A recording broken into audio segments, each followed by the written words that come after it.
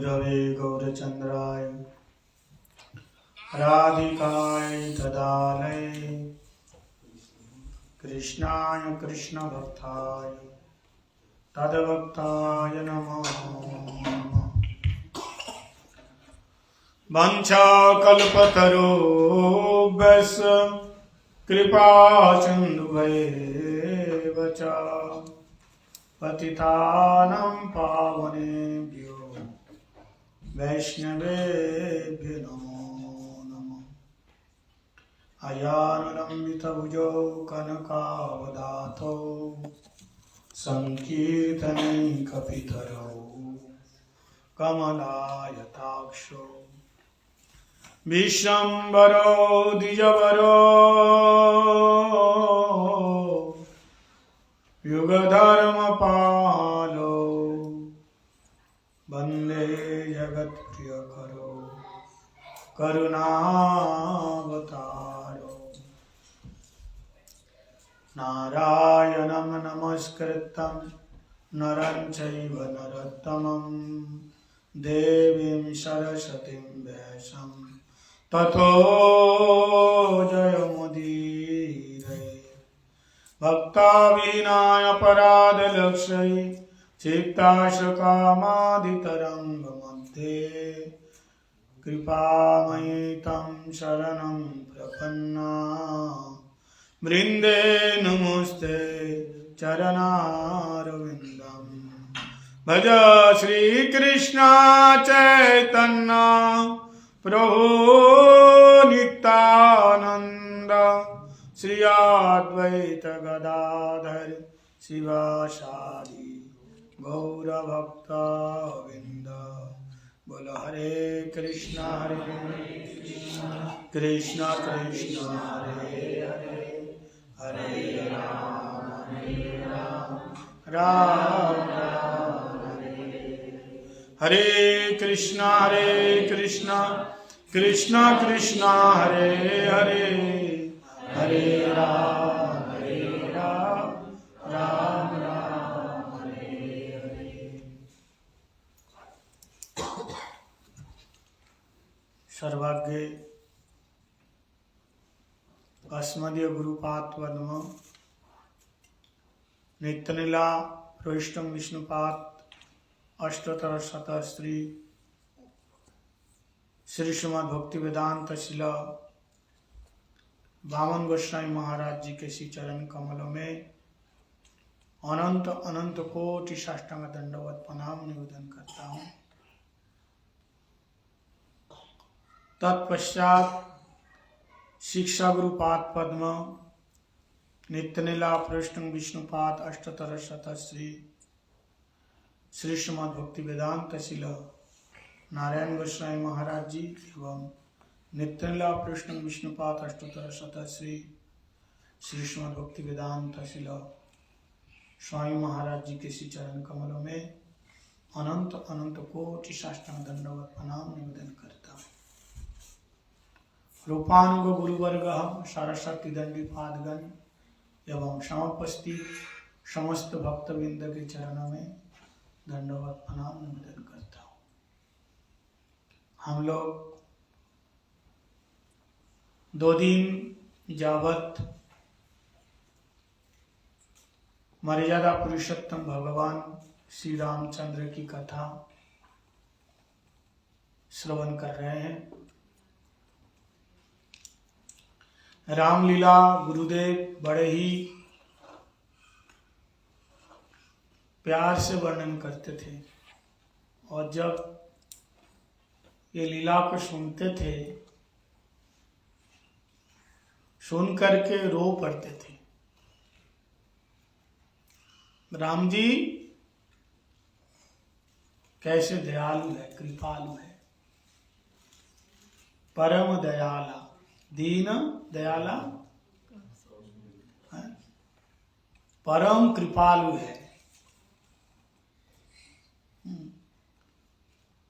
इसलिए गुरुजी बोलते थे ज्यादा राम कथा नहीं सुनो, फिर राम जी में मन चले जाएगा। हाँ, ज्यादा राम कथा सुनते रहोगे तो फिर राम जी आपका मन खींच लेंगे। राम जी की लीला ऐसी है, परम दयालु है। राम जी की मर्यादा मैं 2 दिन से सुना रहा हूं। राम मर्यादावान या धर्मवान विग्रह, उनकी हर लीला में मर्यादा। और कभी प्रभु राम अपना परिचय भगवान के रूप में नहीं दिया। ये तो है भगवान, भगवान ही है, लेकिन कभी अपने आप को भगवान नहीं कहा। जब भी किसी ने पूछा आपका परिचय क्या है, तो क्या परिचय दिया? अयोध्या नरेश, दशरथ नंदन श्री राम, ये परिचय दिया। और हमारे कन्हैया जी क्या परिचय दिया? गीता में कितनी बार उन्होंने कहा कि मैं भगवान हूं, मेरी पूजा करो, मैं भगवान नहीं बोले? कितनी बार उन्होंने कहा कि मैं भगवान हूं। जत करेसी जदस्नासी जत जसी जत तपस्या कौंत्य, जो भी करना मेरा ही करो, मनमना भवो मत भक्त मज्जाजी माम नमस्कुरु।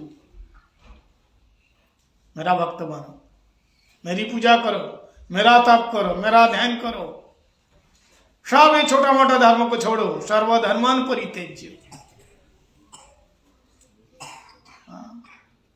ताल ठोक करके तो वही जो कहेगा, वही तो कहेगा जो 100% होंगे। देखो भगवान के सारे अवतार क्या है? पूर्ण है, लेकिन कृष्ण पूर्णतम है। एते चांश कलापुंश कृष्णस्तु भगवान स्वयं। बोले पाप लगेगा, सारा धर्म छोड़ेंगे तो? बोले मां सूचो, चिंता मत करो, सर्वो पापेभ्यो मोक्ष स्वामी मां सूचो, सारे पापों से तुम्हें छुटकारा दिलाएंगे, एक बार मेरी शरण में आओ। जद गत्वा नो निबद्धन्ते तद धाम परम मम, एक बार मेरे धाम में कोई आता है तो उसको फिर दोबारा जाना नहीं पड़ेगा, तो मेरे पास आओ। ये उनका परिचय है। और प्रभु राम अपने आप को केवल मानव के रूप में ही दिया है।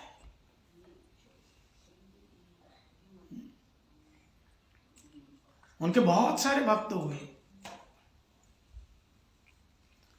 अच्छा, विपत्ति के समय प्रभु राम किसी मानव को साथ नहीं लिया। सबसे ज्यादा विपत्ति कब आई? जब वन में थे। वो किसी मानव को साथ नहीं लिया। किसको साथ लिया? वानर को। मानव का विकल्प है वानर, बंदर से ना।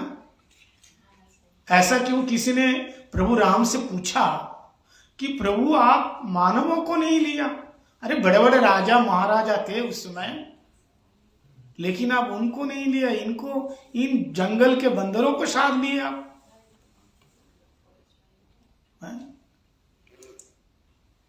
तो प्रभु राम ने कहा अगर मानव होगा तो दल बदल लेगा, लेकिन वानर दल नहीं बदलेगा। लेगा नहीं? मानव दल बदल लेगा, बदल जाएगा।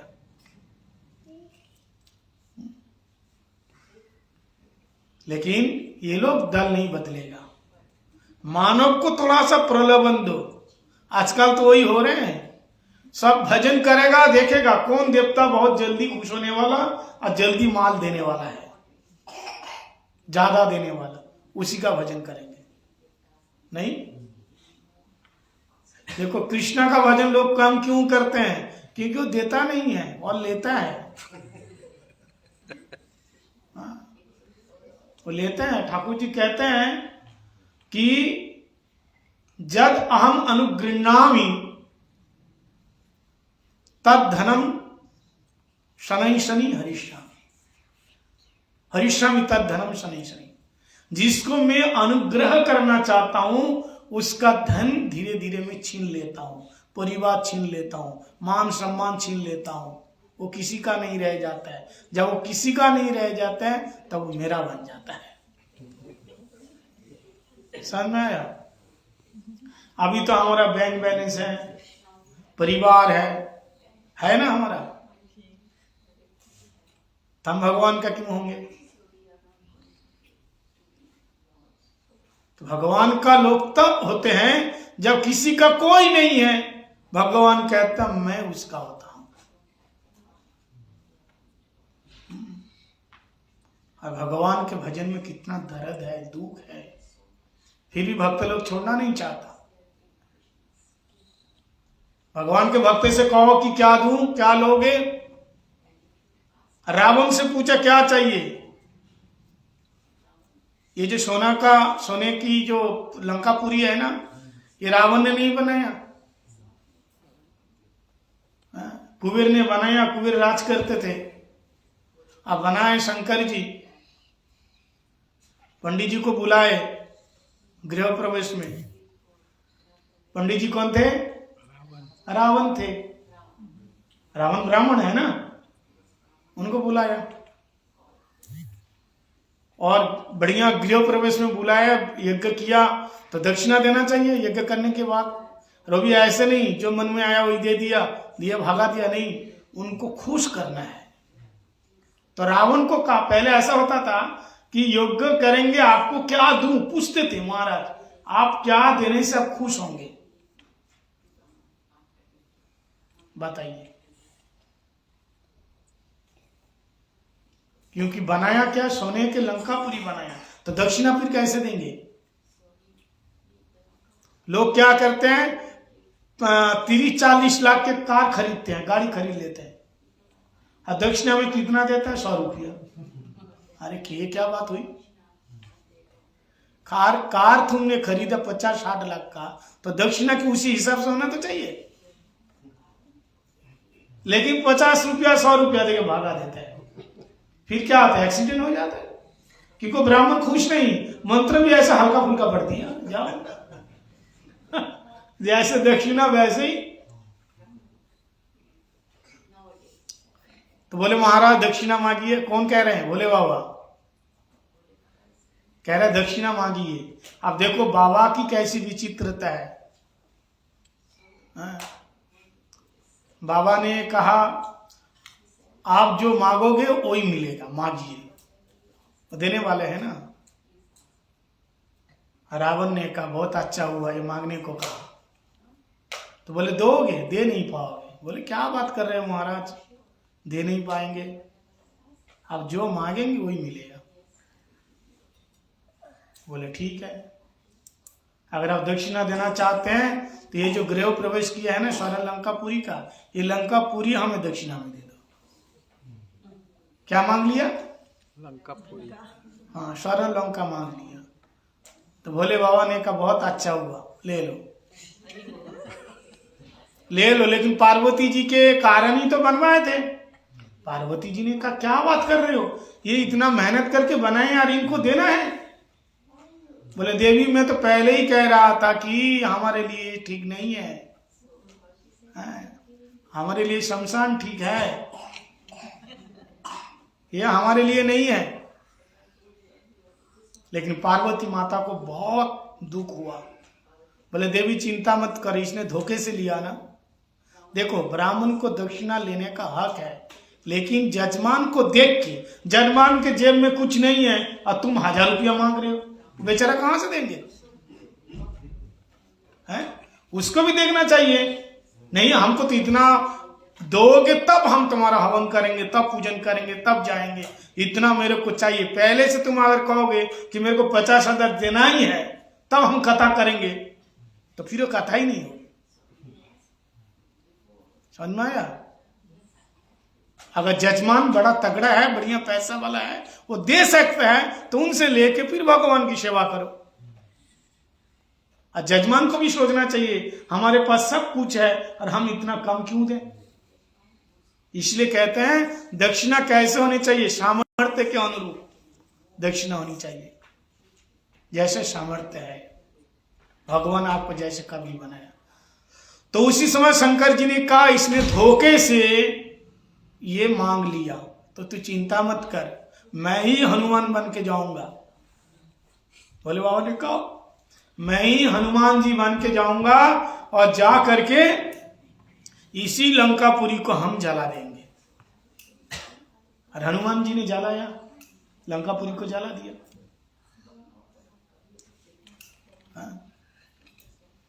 तो कहने का मतलब यह है कि प्रभु का भक्त कभी मांगता नहीं, प्रसन्न रहता है। बिन मांगे उसको सब कुछ मिल जाता है।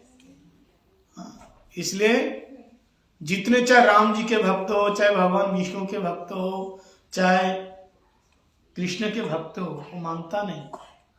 न नाकपिष्टम न च सार्वभौमम नरसाधिपत्यम न योग सिद्धि अपुनर्भवम वांछन्ति जत पाद रजोभिषेकम। कुछ नहीं चाहिए। ना पृथ्वी का राजा बनना चाहते हैं, न स्वर्ग लोक का इंद्र बनना चाहते हैं, न ब्रह्मा जी का पद मांगते हैं, न शंकर जी का कैलाश मांगते हैं। यहां तक कह दिए ना तो हम मुक्ति मांगते हैं, मुक्ति भी नहीं चाहिए। बोले फिर क्या चाहिए? बोले शालक को साष्टि सारूपम दियमानम न गृह्णन्ति बिना मत सवनम जना। ये 4 प्रकार मुक्ति, शालक को साष्टि सारूप संकत्वम, ये मुक्ति नहीं चाहिए। क्या चाहिए? केवल आपकी सेवा दे दो। आपकी सेवा छोड़ करके हमें और कुछ नहीं चाहिए, बस सेवा करो। जिसको सेवा करने की वृत्ति है ना, जिसको सेवा करने की वृत्ति है, वो सेवा छोड़कर और कुछ करना नहीं चाहता। कैसे भी वो सेवा ढूंढ लेते हैं।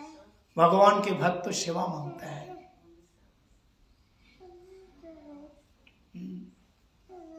जिसके सेवा में रुचि है, जिसकी कथा में रुचि है, जिसके कीर्तन में रुचि है, और जिसको करना ही नहीं है वो तो बहाना ढूंढेंगे। बोलो राधे राधे। जिसको सेवा करना ही नहीं है, जिसको कथा सुनना ही नहीं है, महाराज हाथ में दर्द, कान में दर्द, महाराज सारा शरीर में दर्द है, हम उठ नहीं पा रहे, कैसे जाएंगे? झूठ नहीं बोलना, ऐसे ही हो जाएगा। नहीं है, नहीं है ही नहीं है, तुम झूठ मूठ को कह रहे। एक आदमी था ना, पैसे वाला था, जब भी पंडित जी मांगते हैं ना, अरे है ही नहीं, बहुत गरीब है, गरीब है। बोले गरीब है? बोले हाँ। बोले कुछ एक ही पैसा नहीं है। अरे एक दिन सचमुच गरीबी हो। पंडित जी ने कहा गरीब है? बोले हाँ। बोले भगवान आपकी वाणी सच ना करे।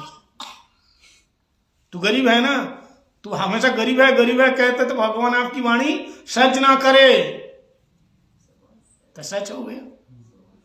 तो बहाना, जिसको सेवा नहीं करना है, जिसको कथा सुनना नहीं है, बहाना है, वो हम तो पड़े रहेंगे। जैसे एक लड़का स्कूल में गया, ध्यान से सुनिए कैसे बहाना। हाँ बहाना, एक लड़के स्कूल में गया तो टीचर ने उसको कहा कि होमवर्क क्यों नहीं किया, स्कूल का काम क्यों नहीं किया, डांटने लगा, क्यों नहीं किया होमवर्क।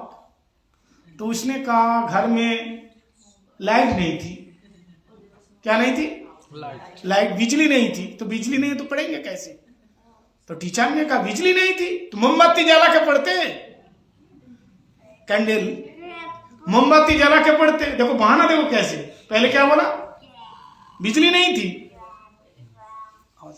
बिजली नहीं थी, बिजली नहीं थी तो मोमबत्ती जला के पढ़ते। तो कहते हैं मोमबत्ती जला के कैसे पढ़ेंगे, माचिस नहीं थी। बोले माचिस नहीं थी, क्या बात कर रहे हैं? बोले थी तो, लेकिन पूजा घर में थी। तो पूजा घर से लेकर के कैंडल क्यों नहीं जलाया? पूजा घर में जा करके माचिस ला करके मोमबत्ती जला लेता। बोले हम स्नान नहीं किया था, नहा नहीं था। तो क्यों नहीं नहा था? नहा लेता। बोलो मोटर जो पानी निकालने वाला, वो मोटर नहीं चल रहा था। पानी निकालने वाला क्या है? मोटर है ना, वो नहीं चल रहा था। मोटर नहीं चल रहा था, क्यों नहीं चल रहा था? मैंने कहा ना बिजली नहीं थी। घूम फिर के सर हमने कहा ना बिजली नहीं थी, इसलिए मोटर नहीं चल रही थी। पढ़ाई क्यों नहीं किया? बोले बिजली नहीं थी। तो जिसको नहीं पढ़ना है वो तो 10 बहाने बनाएंगे। जिसको कथा में नहीं आना है, और आजकल तो महाराज लाइव प्रोग्राम देखेंगे घर में बैठे बैठे। यही बड़ी समस्या हो गई चारों तरफ से। जब संत आपके पास मौजूद हो तब लाइव की कोई आवश्यकता नहीं है, क्योंकि प्रत्यक्ष दर्शन करने में, कथा सुनने में एक बात है, और लाइव में तो और टीवी में तो नॉलेज मिल जाएगा। गुरुदेव बोलते थे भक्ति कैसे आएगी? वैष्णव का दर्शन है पवित्र कर यही तुम्हारे गुण। प्रत्यक्ष दर्शन करना, स्पर्श करना। लाइव में कहाँ स्पर्श करेंगे? मोबाइल में कहाँ स्पर्श करेंगे? वहां भ्रम हो सकता है, समझने में भूल हो सकती है, लेकिन प्रत्यक्ष रूप से ये सब चीजें नहीं है। इसलिए यह संत है, सारा काम एक तरफ रखो और भगवान की कथा पूरी की पूरी सुनने की चेष्टा करो। चेष्टा करो। जब नहीं है, बोले कथा मात्रैक जीवनम, कथा ही जीवन होना चाहिए। जब संत है तो उनसे सुनो, नहीं है तो स्मरण करो, कीर्तन करो। सुनाने वाले आ गए सुन लो, सुनने वाले आ गए सुना दो, लेकिन भगवान की कथा ही जीवन का सार होना चाहिए।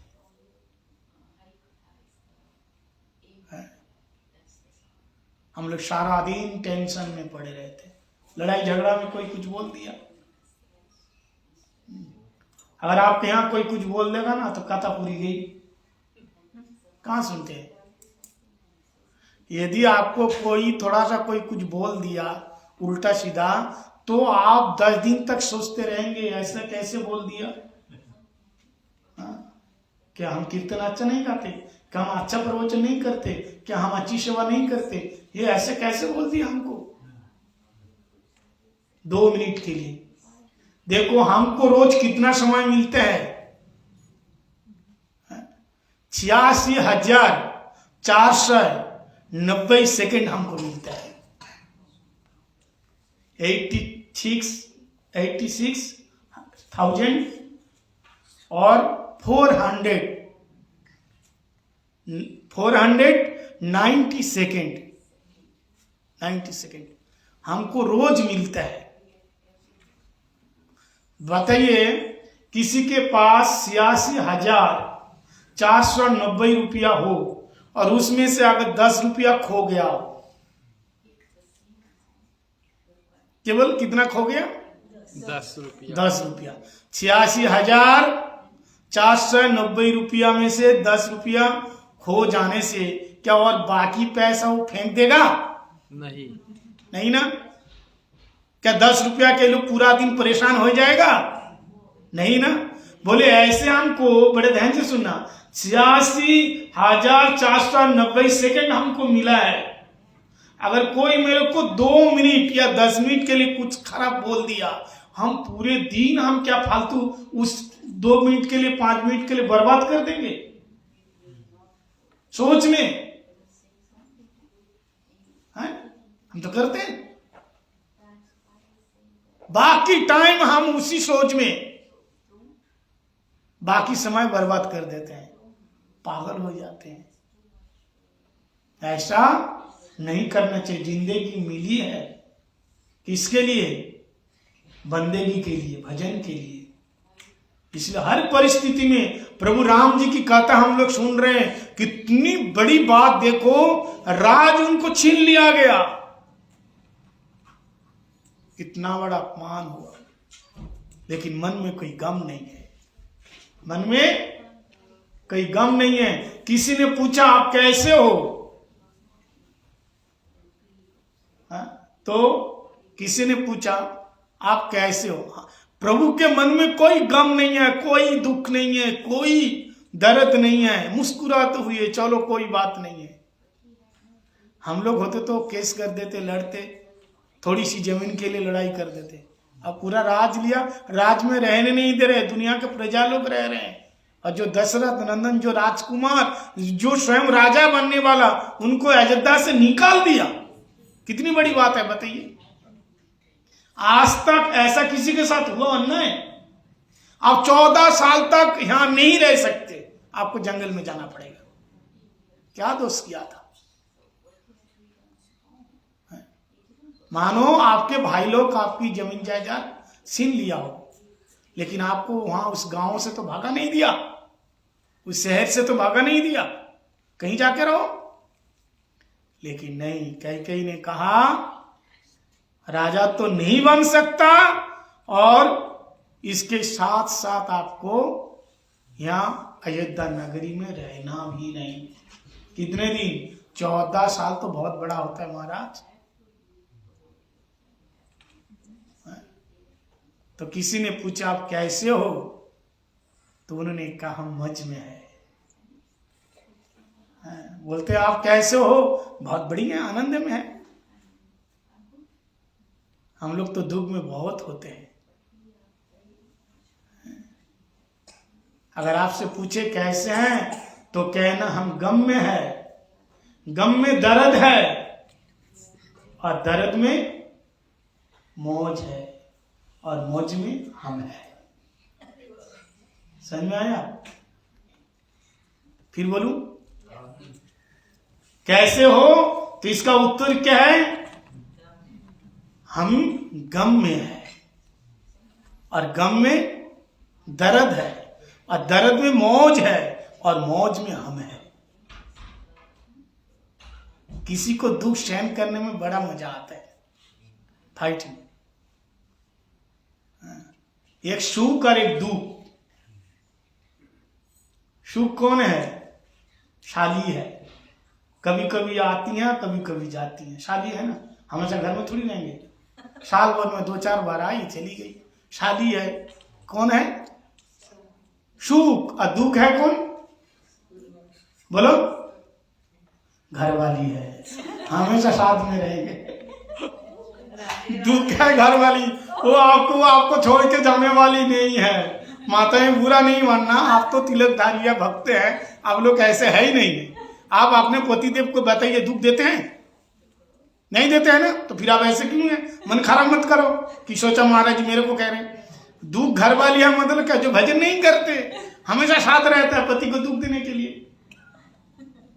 एक आदमी महात्मा के पास जाकर के कहा महाराज हम अपनी गलती को कैसे एहसास करेंगे, कैसे पता चलेगा हमारी गलती है? तो महात्मा जी ने कहा पता नहीं लग रहा है गलती? बोले नहीं। बोले कुछ नहीं करना, घर वाली के पास जाना और जा करके केवल उसकी एक गलती बता देना, देखना तुम्हारी गलती, तुम्हारी बाप की गलती, परदादा की गलती, पूरे खानदान की गलती उठा करके तुम्हारे सामने पड़ेगी। और तो और उसके अगर तुम घर वाले की गलती बता दिया, प्योर की गलती, तो देखना पूरा वंशज की गलती उसने उठा कर रख देगी। समझ में आया? तो दुख तो क्या है? घर वाली है, मतलब घर वाली का मतलब को हमेशा साथ रहेगा, मित्र है। अब पत्नी तो साथ रहेगी, हमेशा नहीं रहेगी, शाली थोड़ी ना रहेगी। देखो कुछ कहावत ऐसा है, शाली आदि घर वाली, ये केवल कहावत है, लेकिन ऐसा करके देखो, ये केवल कहावत है, ऐसा नहीं होता है। कुछ कहावत ऐसा चल गई, लेकिन ऐसा नहीं होता है। तो दुख मतलब मित्र है, पत्नी है, इनको साथ हमेशा रखो, इससे डरो नहीं। क्यों डरते हो भाई? तुम्हारी पत्नी तुम्हारा धर्मांगी अर्धांगिनी है, धर्म पत्नी है, इसलिए भगवान राम जी डरे नहीं, डांट के दुख का सामना किया। बहुत दिन के बाद घरवाली आई प्योर से, पति ने दरवाजा खोला, खोल करके मुस्कुराने लगा, हंसने लगा। तो हंसते जा रहे, तो पत्नी ने कहा पागल हो गया हो, क्या खड़ा हो क्या हंस रहे हो ऐसा, हटो यहां से, जाने क्या इतना हंस रहे हो। बोले आज मैं सत्संग में गया था तो महात्मा से सुन के आया। बोले क्या सुन के आया? बोले जब मुसीबत सामने आ जाए तो मुस्कुराते रहो।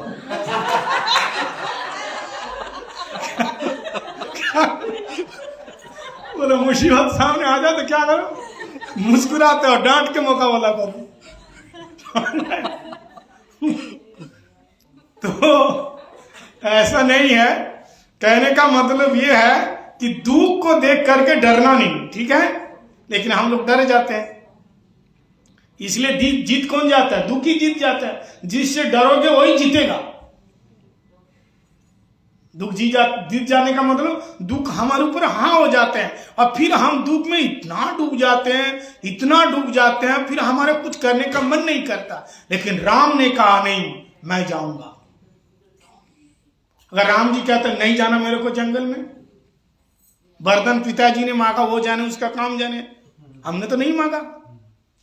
क्या कर लेते? कई अकेली क्या कर लेती? बताइए हमको, हमें नहीं जाना। अब पूरी अयोध्या, पूरी ही सारे अयोध्यावासी सब राम जी के पीछे है, सब मना रहे राम ना जाओ, फिर भी चले गए भगवान। तो कहने का मतलब कुछ लोग दुख देख करके, दुख थोड़ा सा है ऐसा दिखाएंगे मानो उसके ऊपर दुख का पहाड़ ही गिर गया।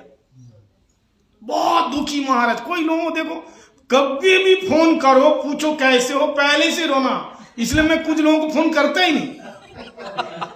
अरे मैं खुद ही दुखी हूं, थोड़ा सा खुश होने के लिए फोन करता हूं। महाराज क्या करे, हम इतना दुखिया, इतना परेशान, हाय भगवान। मैं कोई ऐसे लोगों को बात ही नहीं करते। बोले इतना दुख सुनाते जा रहे हो भाई हमको। ठीक है भाई, दुखी सभी लोग है, लेकिन इसका मतलब इतना तुम वो ना करो अपने ऊपर, हाँ होने ना दो। सारे लोग तो दुखी है। संसार दुख का सागर है, दुखालयम शाश्वतम। दुखी कौन नहीं है? राम कथा से तो यही शिक्षा लेना है कि दुख का पहाड़ आ जाए लेकिन उसको फूल समझो, पहाड़ नहीं। पहाड़ के नीचे आ जाओगे तो दब जाओगे, लेकिन फूल मस्तक पे आ जाएगा, सुशोभित हो जाओगे। दुख सबके जीवन में आता है। ज्ञानी काटे ज्ञान से और पापी काटे रोए। काटना पड़ता है। ज्ञानी ज्ञान के द्वारा दुख को हटा देता है, और जो पापी होता है रो रो करके उसको भोग लेता है। दुख किसके जीवन में नहीं है? भगवान राम जी के देखा, कृष्ण जी को देखो, सब तो। कृष्ण जी का जन्म कहाँ हुआ? जेल में। बताइए आज तक किसी का जन्म जेल में हुआ? कितनी बड़े दुख की बात है। और जन्म लेते ही माता पिता से अलग होना पड़ा। विश्व ब्रह्मांड के मालिक है, बताइए। माँ का स्तन केवल एक बार ही पिया, देवकी का स्तन एक बार ही पिया जन्म लेते वक्त, उसके बाद नहीं पिया। मां से जुदा हो गए, अलग हो गए। फिर 6 दिन के कृष्ण को पुतना मारने को आया। फिर अगासुर, बकासुर, तिनावर्त्य, अरिष्टासुर, बमासुर, केशी दैत्य, कितने राक्षस परेशान किया। फिर कंस आया लेने के लिए, मथुरा में गए। मथुरा से फिर गए कहां? जरासंध ने आक्रमण किया मथुरा। द्वारका में गए और द्वारका में जाकर के महाभारत शुरू हो गया। शांति कहां है? ये मानव शरीर मिला है केवल दुख झेलने के लिए। हमको ऐसा लग रहा है एक दूसरे को देख करके वो बड़ा खुश है, लेकिन कोई सुखी नहीं है। सब दुख में रह रहे हैं। आप सोच रहे बाबा जी बन जाते तो कैसा अच्छा रहता, और बाबा जी सोच रहे गृहस्थी में कितना अच्छा है, तो उसको भी पता है। निर्धन कहे धनवान सुखी, धनवान कहे सुख राजा को भारी, राजा कहे इंद्र सुखी, इंद्र कहे सुख चतुरानन को भारी। चतुरानन मतलब ब्रह्मा, इंद्र कहे ब्रह्मा सुखी और ब्रह्मा कहे विष्णु सुखी, पर तुलसीदास कहे विचारी, हरि भजन बिना सब जीव दुखियारी। तुलसीदास जी कह रहे कोई सुखी नहीं है, सुखी कौन है? जो भगवान का भजन करता है।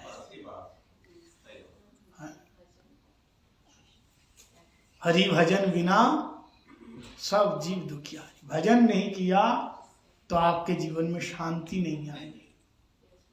राम एक सिंधु सुख राशि, सिंधु सुख की सिंधु है, सागर है। इसलिए कथा में रुचि होनी चाहिए। भगवान की कथा में रुचि हो जाए। तो प्रभु राम वनवास जब पहली बार हुआ तो सबसे पहले एक ऐसा भक्त मिला। सबसे पहले कौन सा भक्त मिला था जानते हो? केवट मिला। गंगा जी के किनारे के ये मल्लाह है केवट। ये कैसा भक्त था? बड़ा अटपटा था। केवट नाव चलाता है और राम जी आगे, उसके पीछे सीता जी और उसके पीछे लक्ष्मण जी। परमात्मा, माया और महात्मा। परमात्मा कौन है? भगवान श्री राम। और माया कौन है? सीता जी। और महात्मा कौन है? लक्ष्मण जी। परमात्मा, माया और महात्मा। लक्ष्मण जी गुरु है। आदि गुरु कौन है? लक्ष्मण जी है। योग माया कौन है? मूल माया सीता महारानी है। और परमात्मा परमेश्वर अखिल विश्व ब्रह्मांड के नायक कौन है? प्रभु श्री राम जी है। चले आ रहे। दूर से वो बैठा बैठा देख रहा है। कौन? केवट। बड़े ध्यान से सुनना। दूर से केवट देख रहे हैं। अच्छा, कोई बड़े व्यक्ति को आप जब देखते हो आपके पास आते हुए, तो आपको क्या करना चाहिए? उठ के आना चाहिए और उसको हाथ जोड़ करके राधे राधे, श्याम श्याम, जय श्री राम, जो आपकी रिवाज है आप बोलो। रिवाज जो है बोलना चाहिए। ये इज्जत है, ये सम्मान है, ये मर्यादा है, देना चाहिए। लेकिन महाराज वो बैठे बैठे ऐसे ही बैठा हुआ, ना उठा, ना शरीर का हाव भाव किया, ना हाथ जोड़ा, और ना राम राम, ना श्याम श्याम, कुछ भी नहीं। और लक्ष्मण जी ये देखकर उसके अंदर क्रोध आ रहे। लक्ष्मण जी के अंदर क्रोध आ रहे। बोले ये रघुकुल तिलक दशरथ नंदन विश्व ब्रह्मांड के नायक है, मालिक है, इनको देख करके हाथ भी नहीं जोड़ा, राम राम भी नहीं किया। ये कैसा ढीठ है, देखो कैसा बैठा हुआ है। लक्ष्मण जी के अंदर क्रोध आ रहा है। लक्ष्मण कौन है? काल का अवतार है ये, शेष है ना, वो शेष नाग है, ये काल है ये। देखो क्रोध। अच्छा बताइए, क्रोध करना अच्छी बात है या नहीं है? आप लोग मुझे पूछते हैं।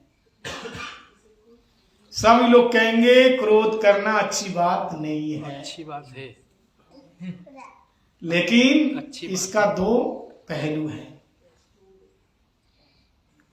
क्रोध अगर भजन के अनुकूल है तो ठीक है, और प्रतिकूल तो ठीक नहीं है। जैसे अग्नि, आया अग्नि चूल्हा के अंदर हो तो रसोई बनाती है, और चूल्हे के बाहर हो तो जला देती है। चूल्हा समझते हैं ना सब लोग? हाँ। अग्नि जो हम गैस से रसोई बनाते हैं तो उसके अंदर है तो रसोई बनाते हैं, उससे हम खा के पी के रहते हैं, कच्चा तो नहीं खाते ना।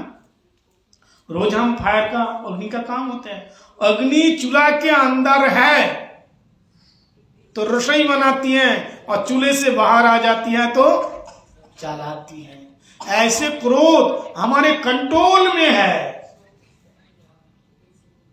देखो, अग्नि से काम बना, क्या बना? रसोई बना। अगर भजन के लिए क्रोध है तो ठीक है, और कंट्रोल के बाहर आ गया तो दूसरों को भी जला देगा, अपने को भी जला देगा। तो क्रोध कहां करना चाहिए? भक्त विद्वेषी जने। रायरानंद संवाद में कहा है क्रोध कहां करना चाहिए, लोभ कहां करना चाहिए? लोभ करना महापाप है, लेकिन लोभ करो तो हरि कथा श्रवण में और भगवत प्रसाद सेवन में। कथा सुनने में लोभ होए, कथा सुनेंगे। लोग तो अलग अलग देश में जाने का लोभ है, अच्छे कपड़ा पहनने का लोभ है, अच्छी गाड़ी में घूमने का लोभ है ना, बड़े बड़े अच्छे केवल रेस्टोरेंट में जा करके खाने का लोभ है। कैसे कैसे लोभ है।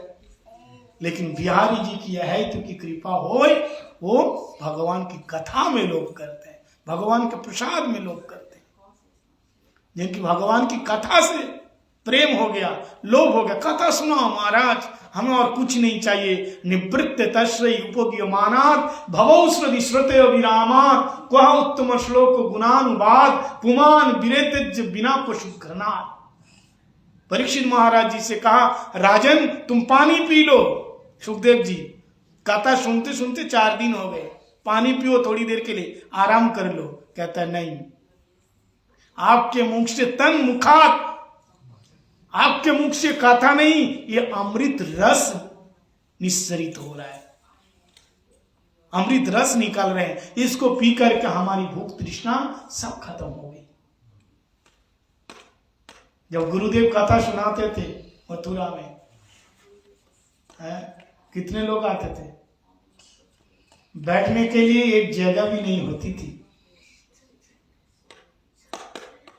गिरधारी गौड़िया मठ कितना बड़ा था, कितना बड़ा है, बहुत बड़ा है।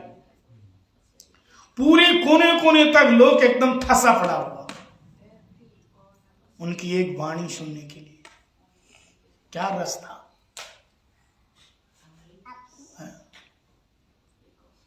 लोग बरामदा में बैठ करके, पार्क में बैठ करके, सड़क में खड़े होकर के, जहां तक आवाज आ रहे हैं लोग कथा सुन रहे। इतना साइलेंट, एक सुई भी गिर जावे ना तो आवाज होती है।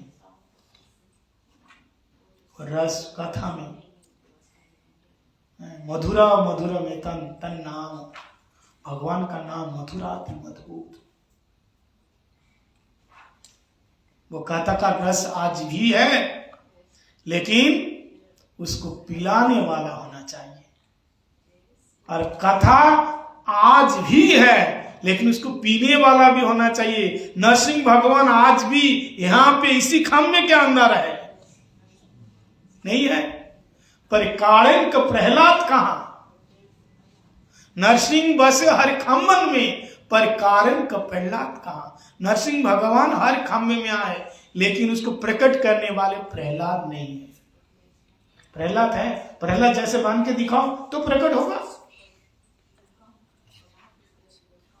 राम कथा कितनों ने लिखी, पर तुलसी जैसे मर्याद कहां? सूर ताल मजीरा बजाते फिरे, पर मीरा जैसी चाल कहां? राम कथा कितने, वाल्मीकि रामायण के बाद कितने लोगों ने राम कथा लिखी, लेकिन तुलसीदास जैसे रामचरितमानस लिखा, ऐसी मर्यादा है। और आज हर घर में रामचरितमानस, तो तुलसी जैसी मर्यादा का, पैरों में घुंघरू बांध करके, और महाराज ताल मजीरा फिरत, ताल मजीरा लेकर के कितने गा रहे हैं, लेकिन तुलसी मीरा जैसी चाल कहां? मीरा जैसा प्रेम कहां है? वो तो हुई थी, मीरा हुई थी, जो संतों के बीच में बैठ करके नाचते थे। ऐसा प्रेम होना चाहिए, प्रेम।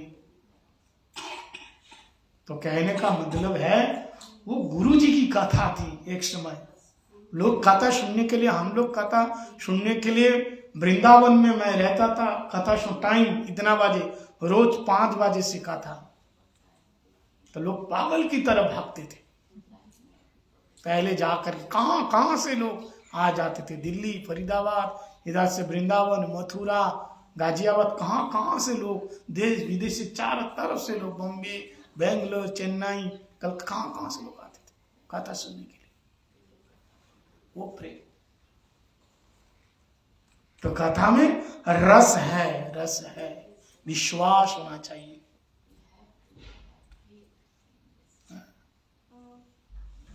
तो प्रभु राम जैसे जा रहे हैं, तो क्रोध, मैंने कहा था क्रोध, क्रोध, क्रोध भी भगवान की सेवा, लोभ, मैंने कहा ना लोभ कथा में, और क्रोध भक्त विद्वेषी जने। अगर कोई तुम्हारे सामने भक्त की निंदा वंदना कर रहे हैं तो वहां क्रोध प्रकट करो। अपनी निंदा करे कोई बात नहीं है, मेरे ठाकुर जी के बारे में नहीं कहना चाहिए, मेरे संतों के बारे में नहीं कहना चाहिए। हम लोग तो वैष्णव निंदा सुन के आ जाते हैं, आते नहीं है, अरे वो तो ऐसा ही है, तो क्या हो गया, बोल दिया, ऐसा ही है। तो कहते हैं वैष्णव, क्रोध वैष्णव विद्वेषी जन। क्रोध कहां करो, जहां कोई वैष्णव की निंदा कर रहा है। एक बात आप लोग बड़े ध्यान से सुनना, हरि गुरु वैष्णव तीने स्मरण है विघ्न विनाशन। शास्त्रों में 3 चीजों को लेके चलना है, हरि को, गुरु को और वैष्णव को। वैष्णव कृपा से गुरु मिलेंगे, गुरु कृपा और वैष्णव कृपा से हरि मिलेंगे।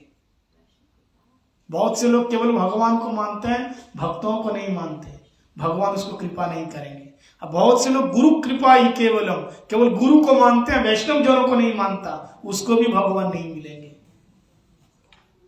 वैष्णव सेवा भी करना है, भक्तों की सेवा करना है, गुरु को भी मानना है। तुम जहां से भी दीक्षा लो, जहां से भी तुम जिसको भी गुरु बनाए कोई बात नहीं है, लेकिन वैष्णव को छोड़ के नहीं। बहुत से लोग कहते हैं अरे गुरुजी का प्रवचन सुनने से ही हो जाते हैं, जब खाने को रसगुल्ला मिला तो हम लड्डू क्यों खाएंगे, गुरुजी का प्रवचन तो रसगुल्ले है। नहीं, गुरुजी कभी नहीं कहेंगे कि वैष्णव की कथा मत सुनो, हमेशा कहा वैष्णव संग, साधु संग, है ना। गुरु संग बताया, गुरु भी तो वैष्णव है, तुम्हारे लिए गुरु है, हमारे लिए वैष्णव है, हम भी तो किसी के गुरु है, तुम्हारे लिए वैष्णव है। समझ में आया? सही बात, सही बात। रूप गोस्वामी पाद हमारे गुरु हैं, गुरु वर्ग है, वैष्णव है ना। त्रिविक्रम गोस्वामी महाराज जी हमारे गुरु तो नहीं है, तो क्या हम उनकी कथा नहीं सुनेंगे?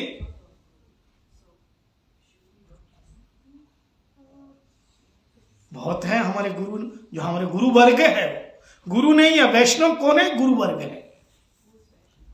इसलिए वैष्णव को लेके, वैष्णव बल्कि वैष्णव की कथा ज्यादा सुनने से गुरु की कथा समझ में आएंगे। नहीं तो गुरु की बात हर किसी को समझ में नहीं आता। गुरु महाभागवत है, उनकी कथा समझने के लिए बहुत पापड़ बेलना पड़ेगा, भजन करना पड़ेगा।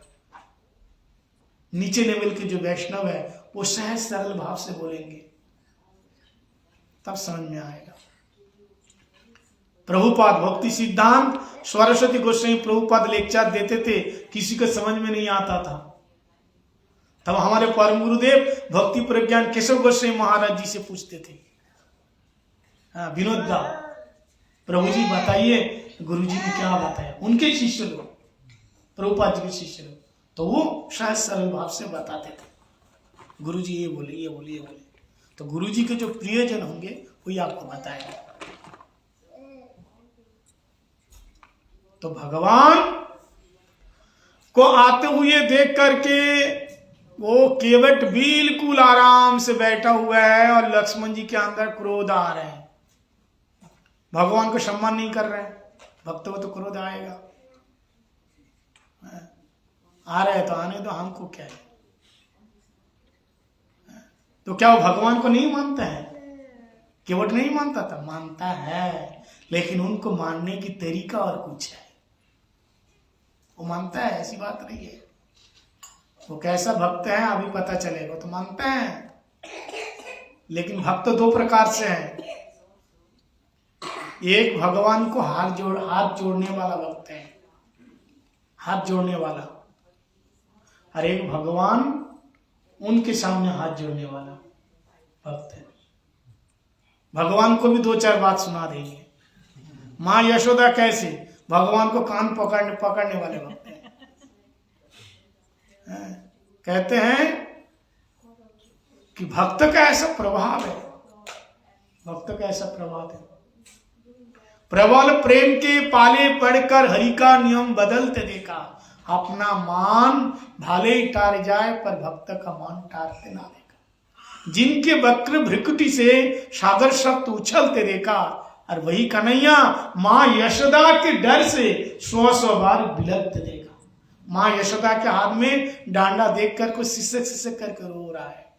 कौन? विश्व ब्रह्मांड के नायक। जद ब्रुवति स्वयं भयम बाति बाते वयम इंद्रो वर्षति सूर्यस्तपति मृत्युश्चरति। जिसको देख करके वरुण देव सूर्यदेव मृत्युदेव गति बदल लेते हैं, चलते हैं। जिनसे डर से स्वयं भय है। जब विभूति स्वयं भय भी भयभीत हो जाता है जिनको देख करके। वही परमात्मा परमेश्वर भगवान माँ यशोदा के भय से डरे जा रहे। फिर माँ यशोदा कैसे भक्त? और बड़े राजा महाराजा मनु महाराज भगवान के सामने हाथ जोड़ते हुए, प्रहलाद महाराज, अम्बरीश महाराज हाथ जोड़ करके, बड़े बड़े महाराज। और माँ यशोदा कान पकड़ के मुहुश्वासकम पतिरेकम को करता स्थित गई बदामो धर्म भक्ति बद्ध। ये प्रेम है। तो भरोसा विश्वास भगवान के प्रति होना चाहिए। बहुत से लोगों का तो भरोसा नहीं है कि भगवान हमारी रक्षा करने वाला। भरोसा है। देखो, हम जब जिस प्लेन में बैठते हैं उस पायलट को हमने देखा कभी? देखा? जो कितनी फीट ऊंचाई से हमको उड़ा के लेके जा रहा है, उस पायलट को हमने देखा। नाम बोल देते हैं पहले कि ये ऐसे व्यक्ति पायलट है, आपको विमान उड़ाएंगे, लेकिन उसकी शकल सूरत हमने देखा। काला है, गोरा है, दुबला है, नीला है, पीला है, कैसा है देखा। फिर भी हम भरोसा करके बैठते हैं कि नहीं? डर लगता है? बिल्कुल डर नहीं लगता। हमारा भरोसा है हमारा गंतव्य स्थान को पहुंचाएगा। भरोसा है कि नहीं? जिस पायलट को हम जानता नहीं फिर भी हम कितना उसके ऊपर हमने भरोसा किया, कोई फिक्र नहीं, बैठ गए। पानी का जहाज है, जो पानी का जहाज चला था कैप्टन, उसको भी नहीं देखा, फिर भी हम कितना फिक्र होकर के, बेफिक्र होकर हम बैठते हैं। अरे पानी में डुबा सकता है, पानी से जा रहे, जल से, कितना डर लगता है बताइए। लेकिन कोई डर नहीं है। कैप्टन को हम नहीं जानता शिप का, फिर भी हम बेफिक्र होकर के बैठ जाते हैं। और जो ट्रेन चलाते हैं लोग पायलट जो ट्रेन चलाते हैं, ट्रेन उसको भी नहीं देखा फिर भी हम बैठे रहते हैं, कितना भरोसा लेकर के। और बस ड्राइवर उसको जानते तक भी नहीं, फिर भी हम बस में बैठे हैं। लेकिन विडंबना ये है, सब लोग जानते हैं पूरी दुनिया को चलाने वाला परमात्मा भगवान है, फिर भी हमारे को भगवान के ऊपर भरोसा नहीं है कि हमारी जिंदगी ठीक से चलेगी या नहीं चलेगी। समझ में आया? सब लोग जानते हैं दुनिया चलाने वाला कौन है? भगवान है। सब लोग जानते हैं भगवान के 2 हाथ हैं, बंशी बजाते हैं, कन्हैया है, राम जी है, धनुष चलाते हैं, नारायण जी 4 हाथ है। कौन लोग नहीं जानते? सब लोग जानते हैं यार। और दुनिया वही चलाने वाले हैं,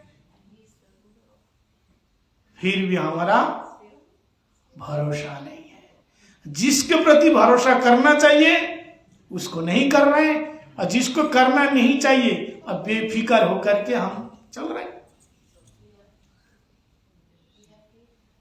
वो केवट, उसका कैसा भरोसा है। वो प्रभु राम जी आते हुए देखा, देख करके ऐसा नहीं है कि वो प्रणाम नहीं करना चाहता है, ऐसा नहीं है कि वो मर्यादा देना नहीं जानता है, ऐसा नहीं है कि वो सम्मान नहीं करना चाहता है, ऐसा नहीं है कि राम जी को नहीं देखा कभी, ऐसा नहीं है उनके बारे में सुना नहीं कभी, सब जानता है, सब कुछ जानता है। लेकिन जानने के बावजूद फिर भी वो बैठा था। क्यों बैठा था? बोलो भाव में डूब गया था, खो गया था। क्या भाव में डूब गया? कि आज देखो विश्व ब्रह्मांड के मालिक आज देखो चल करके मेरे द्वार आ गया। हम लोग कोई बड़ा काम करना हो तो क्या करते हैं? हमारे भारत में सबसे बड़े होते हैं राष्ट्रपति, प्रधानमंत्री, मुख्यमंत्री। तो काम लेना है तो पहले पीए के पास जाते हैं, और राष्ट्रपति अगर तुम्हारे घर में आ जाए तो केवट सोच में पड़ेगा। सोच रहा था, प्रणाम करना भूल गया। बोले राम जब उनका दर्शन पाने के लिए बड़े बड़े ऋषि, महर्षि, तपस्वी, जोगस्वी, जटाधारी, चिमटा जानते हैं? चिमटा बजाने वाला, चिमटाधारी, शाकाहारी केवल शाक खा के रहने वाला, फलाहारी केवल फल खा के रहने वाला, दूधाधारी केवल दूध पी के रहने वाला, संत, महंत, महात्मा, जगर्षि, महर्षि, तपस्वी सब जंगल में जा करके, गुफा के अंदर छुप करके, पानी में डुबकी लगा करके, पेड़ के ऊपर चढ़ करके, उल्टा पेड़ में लटक करके, और उन्हीं के सामने सुहा करके जिन परमात्मा को पाना चाहते हैं, फिर वो परमात्मा परमेश्वर आते नहीं दर्शन देने के लिए। और आज देखो वो मेरे द्वार पे आ गए। मैंने कौन सा भाव किया, कौन सा तप किया, कौन सा पुण्य किया? ऐसे तो नहीं आ रहे। क्या इसका दाम क्या घट गया है? ये मेरे पास आ रहे। लक्ष्मण जी आए दौड़ते हुए और कहा अरे सरकार आ रहे भाई, खड़े तो हो जाओ। तो क्या बोलता मालूम है? आगे तो आ जाने दो, हम क्या करें? अरे तुम जानते हो कौन है ये? जानते हो कौन है ये? बोले हाँ जानता हूं, दशरथ नंदन, रघुकुल तिलक, विश्व ब्रह्मांड के नायक प्रभु राम है, प्रभु श्री राम है। लक्ष्मण जी परिचय दे रहे, ये इनका परिचय है, जिनके आगे पीछे कितने बड़े बड़े ऋषि, महर्षि, तपस्वी लोग डोलते रहते हैं। माया जिनकी दासी है। तो केवट ने कहा अगर इतना दाम है तो यहां क्या कर रहे हैं? इनका अगर इतना दाम है तो यहां क्या कर रहे हैं? तुम दामी है, दामी बन के रहो, ये घाट में क्या कर रहे हैं?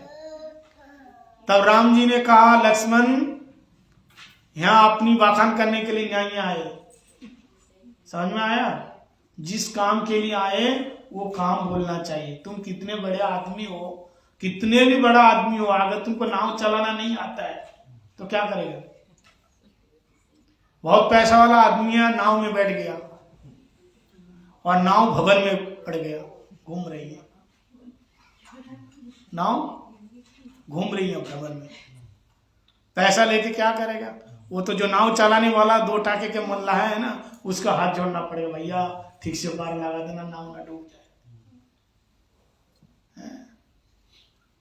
2 मित्र जा रहे थे नाव में बैठ करके, तो नाव वाले से देखा, जैसे नाव लेके जा रहे थे, नदी पार कर रहे थे 2 मित्र, तो नाव वाला देखा, नाव वाला कैसा रहता है, दुबले पतले, ऐसे ही गरीब आदमी होते हैं। तो उसमें से एक साइंटिस्ट था और एक डॉक्टर था। तो जो डॉक्टर था उससे पूछा मल्लाह से, भाई तुम पढ़ा लिखा किया? कुछ किससे पूछा? नाव वाले से पूछा कुछ पढ़ा लिखा किया? बोले भाई हम तो नाव चलाते हैं, हमारे पिताजी चलाते थे, पिता के पिता दादा चलाते थे, परदादा, हमारे खानदानी काम ही नाव चलाना है, हम लोग पढ़े लिखे नहीं है। अरे राम राम, तुम्हारे जीवन का तो 25% बेकार हो गया, पढ़ा लिखा नहीं है। जानते हो बुखार होने से कौन सा टैबलेट लेना चाहिए? बोले भाई हम कैसे जाने बुखार होने से क्या टैबलेट, डॉक्टर थोड़ी ना है। तो फिर तुम्हारा जीवन का तो 50% ही बेकार हो गया। इतने में जो साइंटिस्ट था उसने कहा तुम्हें कुछ मालूम है, कोई भी चीज फेंकने से ऊपर की तरफ ना जाके नीचे की तरफ क्यों आता है? बोले भाई हमको क्या पता है, हमको पता नहीं है कुछ। नाव तो चली जा रही है, नाव चली जा रही है, इतने में नाव बीच में चली गई बातचीत करते हुए। तो साइंटिस्ट ने पूछा किस कारण से ये ऊपर की चीज फेंकने से ऊपर ना जाकर के नीचे की तरफ आता है, ये पता है तुमको? बोले महाराज हमको कुछ भी नहीं पता है। तो साइंटिस्ट ने कहा तो तुम्हारा 75% ही बेकार होगा। इतने में नाव घूमने लगी, तूफान आ गई, भ्रमण में पड़ गई, डगमगाने लग गई नाव। हाँ तो मल्लाह ने कहा इन दोनों से तैरना आता है? बोले नहीं। बोले तुम्हारा 100% बेकार है, तैरना नहीं आता है। बोले आप तो डूबेगी नाव, पलट जाएगी। आप तैरना नहीं आता, डूबना है, और तैरना नहीं आता तो फिर क्या होगा? समझ में आया क्यों कहा ये बात? आपके पास गाड़ी है, पैसे है, बंगलो है, मान है, सम्मान है, पूजा है, प्रतिष्ठा है, रूप है, यौवन है, सब कुछ है, लेकिन भगवान की भक्ति नहीं है तो तुम्हारा 100% बेकार है। तो लक्ष्मण जी से कह रहे भैया तुम क्या हो इसको बताने की कोई जरूरत नहीं है। अब हम लोग आए इनके पास, ये तो नहीं आए, इसलिए आप लोग देखो ये प्रभु लोग कभी कभी आते हैं हमारे भारत में, आके वहां ना तो आप परिक्रमा में तो देखे हैं ना कितने बड़े बड़े लोग कैसे जमीन में बैठ के खा रहे हैं, खाने की ठीक से नहीं है, ठीक से सोने का नहीं है, कितने अच्छे अच्छे बंगले में रहते हैं ये लोग। हाँ इसलिए गुरुजी बोलते थे ये धाम है भाई, जहां जैसे मिल जाए ऐसे ही रह लो।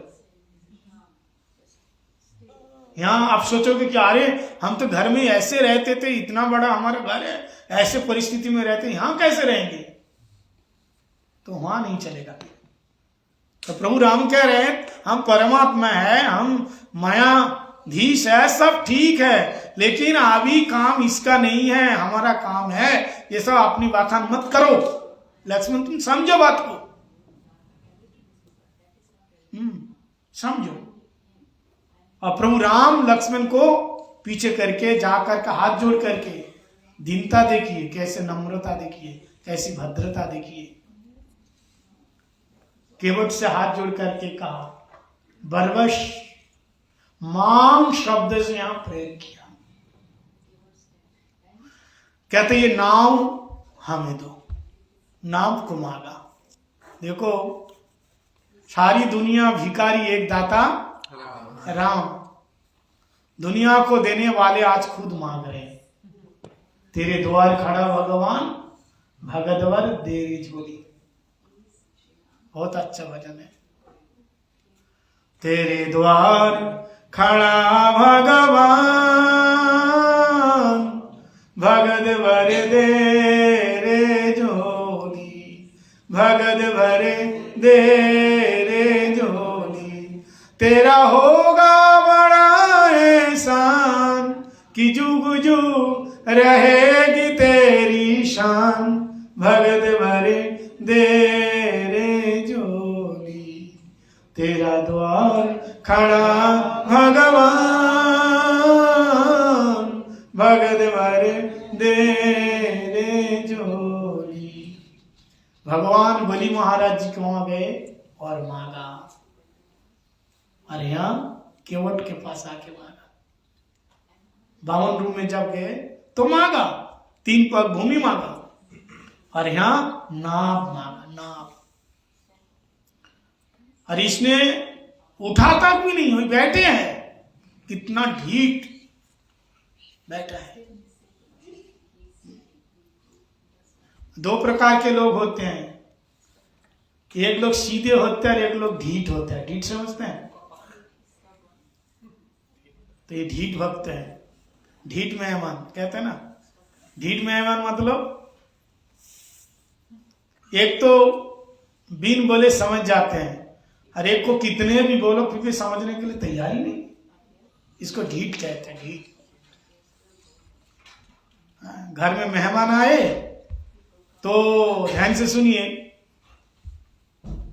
अब घर की थोड़ा परिस्थिति खराब देख करके मेहमान आए तो तुरंत चला जाएगा कि इनके घर की परिस्थिति ठीक नहीं, हम लोग फिर आके क्यों परेशान करेंगे। इसी का ढीठ मेहमान कोई फर्क नहीं पड़ रहा है। वो बोले कब जाएगा, बोला अभी तो आया। बोले कब जाएगा, बोले महाराज आपकी वापसी टिकट कब है, बोला अभी तो आया, टिकट बनाया नहीं। एक बार क्या हुआ, एक ढीठ मेहमान आए किसी के घर में।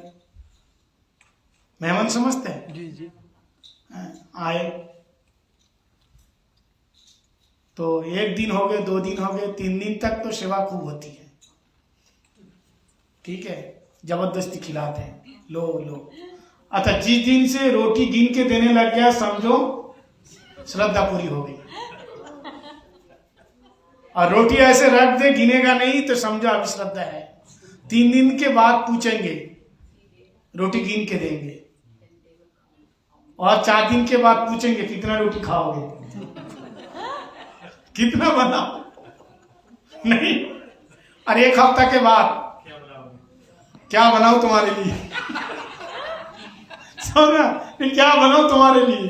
जब पूछे क्या बनाओ, दामाद जब जाता है ना तो 3 दिन खूब सेवा होती है। 3 दिन के बाद फिर वही गिन के देते हैं, और 4 दिन के बाद फिर पूछते क्या बनाओ। रोज पूछते क्या बनाओ, लेकिन आप बोलो कुछ, वो नहीं सुनेगा, उसका मन में जो आएगा वही बनाएगा। ऐसे दामाद गए, रोज साग बनाते, साग, साग जानते, भाजी, रोज भाजी, रोज भाजी, रोज भाजी, साग बनाते हैं। पूछते था क्या बनाओ क्या बनाओ, लेकिन खाते समय क्या है, वही साग। साग मतलब भाजी, साग जानते हैं? स्पेनासी। हाँ, भाजी। तो फिर सास ने पूछा खाते समय, रसोई के समय, बोले क्या बनाओ। वो तो जानते हैं तो साग ही बनाता है। अब पूछते हैं क्या बनाओ क्या बनाओ। अच्छा, फिर पूछा क्या बनाओ, बोले साहब जी बनाने की जरूरत नहीं है, मेरे को बागीचा दिखा दो, अपने आप चढ़ के आऊंगा। जहां घास उगा हुआ है साग, वो दिखा दो बागान बागीचा, हम अपने आप खा के आएंगे। तो यहाँ मेहमान आए, ठीक है। अब मेहमान जैसे आए तो क्या हुआ महाराज, बड़े ध्यान से सुनना। तो 1 दिन हो गया, 2 दिन हो गया, 3 दिन हो गया, 4 दिन हो गए, 1 हफ्ता हो गया, जाने का नाम ही नहीं है। पत्नी कहा कैसे मेहमान को बुलाए, ये जाता ही नहीं है। तो पति ने कहा अरे हम भी परेशान है इससे, सामने तो बोल नहीं सकता। बोले आज तुम बोलना हम रसोई नहीं बनाएंगे। पति पत्नी कह रहे हैं उस मेहमान के सामने तुम आज बोलना कि हम रसोई नहीं बनाएंगे। तो हम कहेंगे क्यों नहीं रसोई बनाओगे, तुमको हम डांटेंगे, आपस में लड़ेंगे, तो उसको बुरा लगेगा, तो फिर चला जाएगा अपने आप। हम तुमको डांटेंगे झूठ मूठ के, लेकिन तुम सचमुच के दुखी नहीं, लेना नहीं। तो जैसे मेहमान बैठे थे और पहले से ये लोग सेटिंग करके गए, उसके सामने जा करके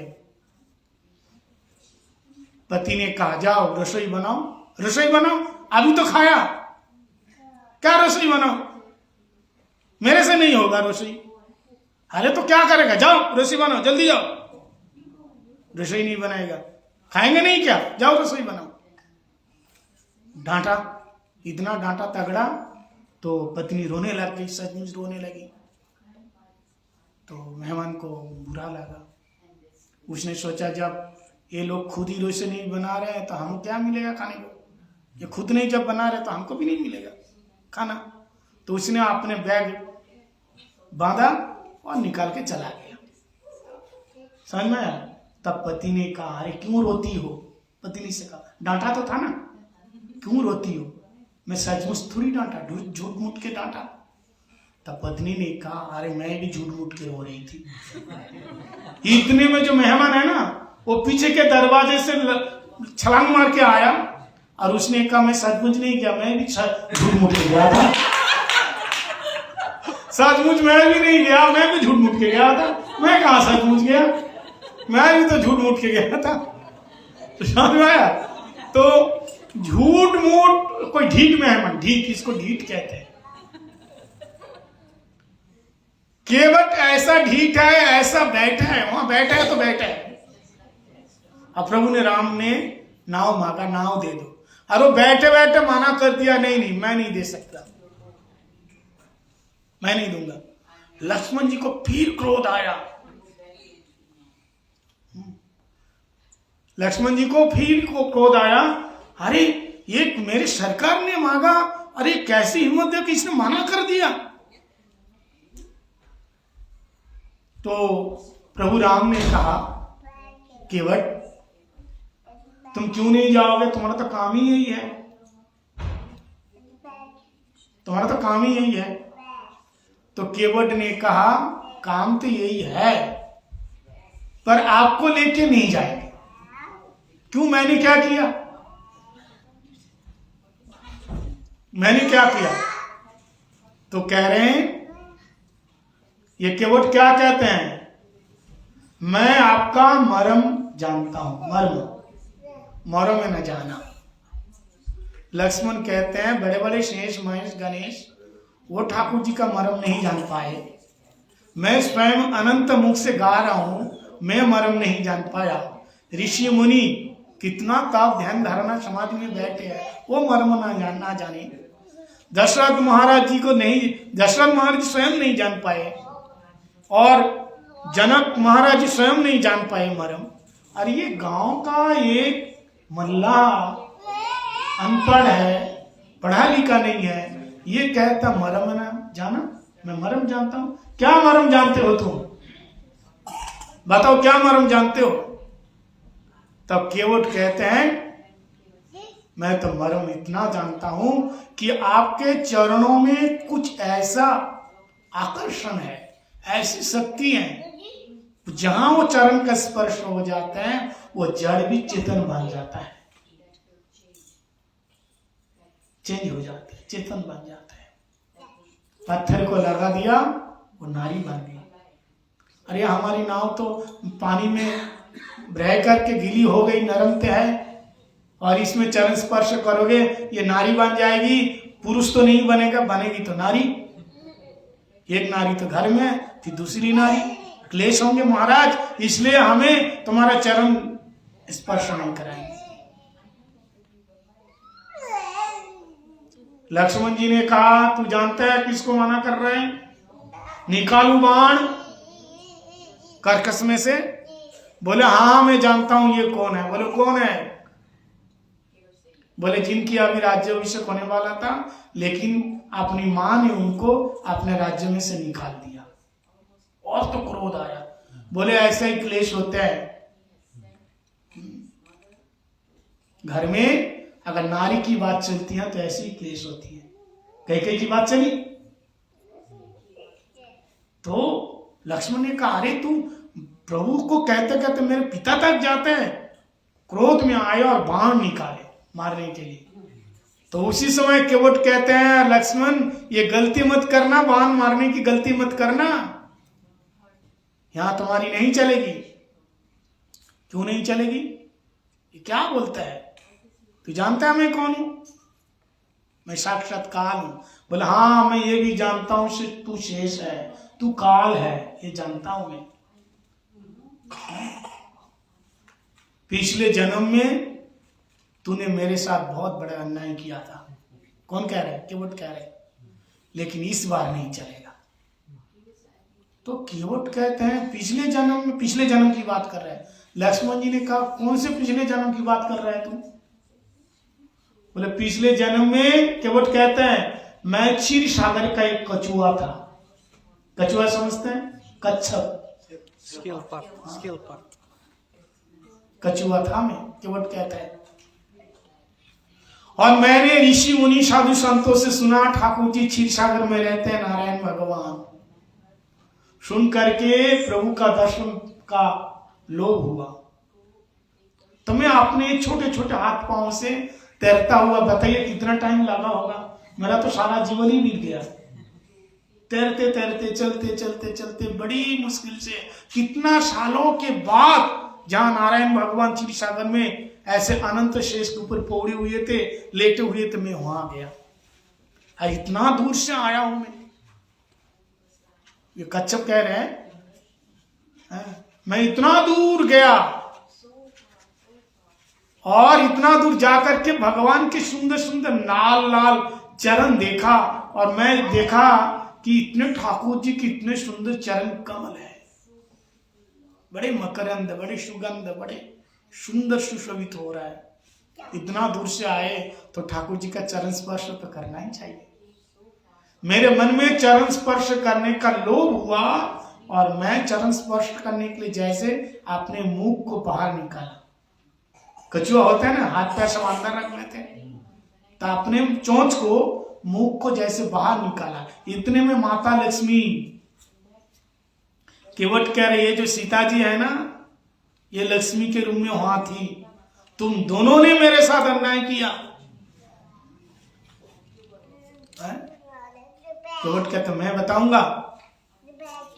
ये लक्ष्मी माता ने शेष को, मतलब लक्ष्मण जी को शेष के रूप में ना इशारा किया कि प्रभु के चरणों में आघात करना चाहता है, बेघात करना चाहता है, चोंच निकाले कछुआ, मारना चाहते हैं, इसको हटाओ। तब उसी समय शेष जोर से आपने फन से फुसकारा, श्वास दिया, तो कछुआ कितने मील दूर चला गया। जैसे मच्छर यहां हो और जोर से आप ऐसा करो, क्या करो, तो उड़ जाएगा, बहुत दूर चले जाएगा। शेष ने जोर से जैसे फू मारा, वो तो कछुआ छोटा सा है, शेष कितना बड़ा है, वो तो कितना दूर चले। बोले फिर मैं अपने छोटे छोटे हाथ पैरों से फिर तैरता हुआ मैं फिर आया। सोचा कि इतने दूर आए हैं, इतने सालों के बाद प्रभु का दर्शन हुआ, चरण स्पर्श करके ही जाएंगे। मेरे मन में ये विचार था, दर्शन करना तो बड़े सौभाग्य की बात है, लेकिन दर्शन के बाद स्पर्श करना परम सौभाग्य की बात है। इसलिए साधु का दर्शन करना सौभाग्य की बात है, गुरुदेव का दर्शन करना सौभाग्य की बात है, और गुरु जी के जाकर के चरण स्पर्श करना ये परम परम परम सौभाग्य की बात है। ये कहां मिलेगा? दर्शन तो हो जाता है। हम लोग कभी कभी जब गुरु जी के पास इतनी भीड़ होती थी, कितनी भीड़ होती थी, हम लोग जा नहीं पाते थे। 96 की बात है, 1996 की बात। हम लोग रूप सनातन गौड़िया मठ में 10-12 लोग होते थे, केवल ब्रह्मचारी लोग, मठ के लोग 2-4 बार से आते थे। और कथा उससे पहले 94-95 की बात, 96 से तो विदेश आने लग गए थे, उससे पहले 92-93 की बात। आराम से बात करना, दर्शन करना, शरीर में तेल मालिश करना, सब काम किया। लेकिन जैसे 98-2000 तक आ गया तो दूर से दर्शन होता था, दूर से। पास में जाने का मतलब लोग कितना भक्त आ गए, दूर से दर्शन होता था, लेकिन दिल तड़पता था। दर्शन तो हो गया, लेकिन गुरु जी का चरण का स्पर्श नहीं हुआ। चरण का अगर खड़े होके प्रवचन देकर के जाने लगते हैं ना, तो दर्शक जाएंगे वहां तक, इतनी भीड़, धक्का मुक्की। वो तो कमरे में जाने के बाद, मैं तो वृंदावन में रहता था, कथा सुन के फिर वृंदावन जाना होता। कमरे जाने के बाद भी जब दरवाजा बंद हो जाता था, तब जा करके उनके सेवक से बोलते थे कि दर्शन करना है। बोले क्यों दर्शन नहीं हुआ? बोले दर्शन तो हुआ लेकिन प्रणाम नहीं हुआ। बोले क्यों दूर से प्रणाम नहीं किया? सेवक भी तो ऐसे ही, दूर से प्रणाम किया नहीं? बोले प्रणाम तो किया लेकिन स्पर्श तो नहीं हुआ। दरवाजा खोल के चरण में हाथ लगा के स्पर्श करके जाओ। आशीर्वाद मिल गए। तो केवट कहते हैं जब कछुआ के रूप में था, दर्शन हो गया था लेकिन स्पर्श नहीं हुआ। कि प्रत्यक्ष दर्शन करने का यही फल है, दर्शन भी होता है, स्पर्श भी होता है। फिर मैं अपने छोटे छोटे हाथों से, पैरों से तैरता हुआ फिर पास में आया, स्पर्श करना। फिर चोंच निकाल करके जैसे चरण स्पर्श करने के लिए फिर आए पास में, फिर जोर से फूंक मारा। लक्ष्मी ने कहा हटाओ, क्या कर रहे हो, बार बार आघात करना चाहते हैं, प्रभु जी सहन कर रहे, विक्षेप होगा, भगाओ। ऐसा करके 3 बार किया। चौथी बार मैंने कहा कुछ भी हो जाए, चरण स्पर्श करना है। अरे कछुआ चौथी बार जैसे आए, तब माता लक्ष्मी ने कहा क्या करते हो, बार बार यह आता है, विक्षेप करना चाहता है। आपकी बात शेष फू तो दिया, लेकिन उसके साथ जहर छोड़ दिया, जिंदा रहेगा। आपके केवल हवा नहीं फेंका, हवा के साथ जहर भी फेंका, कछुआ का अंत हो गया। मन में मैंने अभिलाषा लेकर के मरा, वही कछुआ इस गंगा किनारे के केवट बना। मेरी प्रतिज्ञा है, मेरा वचन है, कुछ भी कह लो, मैं सच कहता हूं। आज वही लक्ष्मण है, शेष के है, जो शेष है लक्ष्मण के रूप में वही शेष है, और वही लक्ष्मी है सीता के रूप में। मैं चैलेंज करता हूं। कौन कह रहा है? केवट। हिम्मत है तो पार करके दिखाओ, चरण धोए बिना। आज मैं स्पर्श भी करूंगा, चरण भी धोऊंगा और चरणामृत भी लूंगा। आज मैं ये सब कुछ करूंगा। लक्ष्मण जी सुनकर के हैरान हो गया, कितनी पुरानी बात को इसने याद रख लिया है? प्रभु राम की तरफ देखा, राम ने कहा बिल्कुल सच कह रहे हैं, पर तुम दोनों ने हमारे साथ अन्याय किया था। अरे मारने का भय किसको दिखाते हो? लक्ष्मण जी से कह रहे हैं, मारने का ये डर किसको दिखाते हो? लक्ष्मण जी कह रहे तुम मारोगे ना, कोई गम नहीं है, मारोगे तो और अच्छी बात है। हमारे को मारने से नुकसान तुम्हारा है, लाभ मेरा है। तो लक्ष्मण ने कहा भैया मरने से कोई लाभ होता है? लाभ होता है। बोले लाभ तो मेरा होगा। बोले कैसे? बोले पहला लाभ है मैं मरूंगा तो किसके हाथ से मरूंगा? लक्ष्मण जी के हाथ से मरूंगा। वो कौन है? विष्णु है। और कहां मरूंगा? गंगा जी के किनारे मरूंगा। किससे सामने मरूंगा? प्रभु राम के सामने मरूंगा। कितना लाभ है? पहला लाभ लक्ष्मण जी के हाथ से मरूंगा, दूसरा लाभ गंगा जी के किनारे मरूंगा, तीसरा लाभ क्या है? प्रभु के सामने मरूंगा। यहां तक बात खत्म नहीं हुई, और भी तुम लोगों को और भी मैं बहुत करना पड़ेगा। जब मैं मरूंगा तो मेरी पत्नी, धर्म पत्नी जब सुनेगी, वो केस को खोल करके रोती हुई दाढ़ती मारती वो आएगी, और मेरी तो कोई संतान है ही नहीं, तो मेरे शरीर को, यहां तो और कोई नहीं है, मेरे शरीर को दाह करने के लिए, जलाने के लिए तुमको ही पड़ेगा।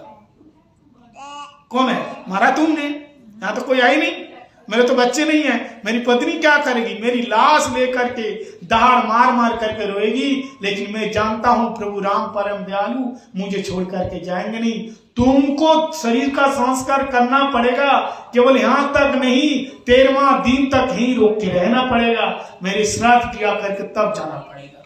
राम ने कहा हाँ ये सच कह रहे। लक्ष्मण ने कहा बाप रे बाप, इतना लंबा कार्यक्रम है? बाण अपने आप अंदर रख लिया डर के मारे। बोले अच्छा ठीक है, चरण धो लो। चरण धोएंगे तब बिठाएंगे। बोले चरण धो लो। तो लक्ष्मण जी ने कहा ठीक है। राम जी कह रहे भाई ये चरण धोए बिना ये मानेंगे नहीं, चरण धो के तब नाम बिठाएंगे। कहा ना चरण धुलाएंगे, परीक्षा करेंगे चरण में क्या शक्ति है, चरण पहले देंगे। लक्ष्मण ने कहा ठीक है चरण धो। अब चरण धोने के लिए बोले, चरण धोने के नाम लेकर के घर की तरफ जा रहे हैं। बोले उधर कहाँ जा रहे हैं, पानी तो इधर ही है। बोले इस पानी से काम नहीं बनेगा, कब से गंगा जी में तट पे बैठे, काम नहीं चला।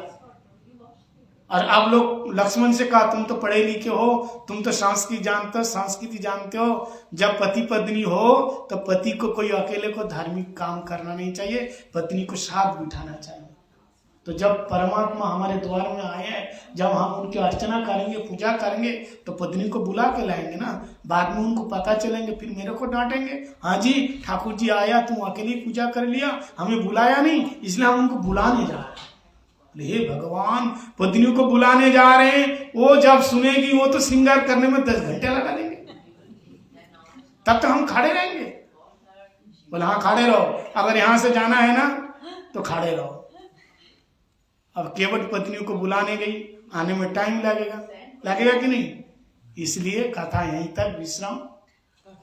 फिर कल कहाँ कथा, जब कथा होगी, बड़े मार्मिक कथा, बढ़िया सुंदर कथा है, इसका आगे की कथा हम लोग फिर कल श्रवण करेंगे। हाँ वो प्रभु जी बता देंगे, कल जहाँ कथा होगी राम कथा, फिर आप लोग वहाँ आ जाना। फिर आगे से कल तो छुट्टी का दिन है, संडे है, सब लोग आना, ज्यादा दूर नहीं है। फिर कल सुनाएंगे केवट कैसे अपनी पत्नी के पास गए, फिर आए, कैसे चरण धोए, फिर और भी आपस में क्या बातचीत हुई, हम लोग फिर आगे सुनेंगे। बोले श्यावर रामचंद्र भगवान की, परम दयालु भगवान श्री राम की, समागत गौर भक्त वृंद की जय, गुरु महाराज की जय, श्री प्रभुपाद की जय, गौर प्रमानंदे। Morgen 1 tot 4 in Vlaardingen, in 4 na. 1 tot 4, hè? 11 tot 1, ja. हरे कृष्णा। महाराज एक प्रश्न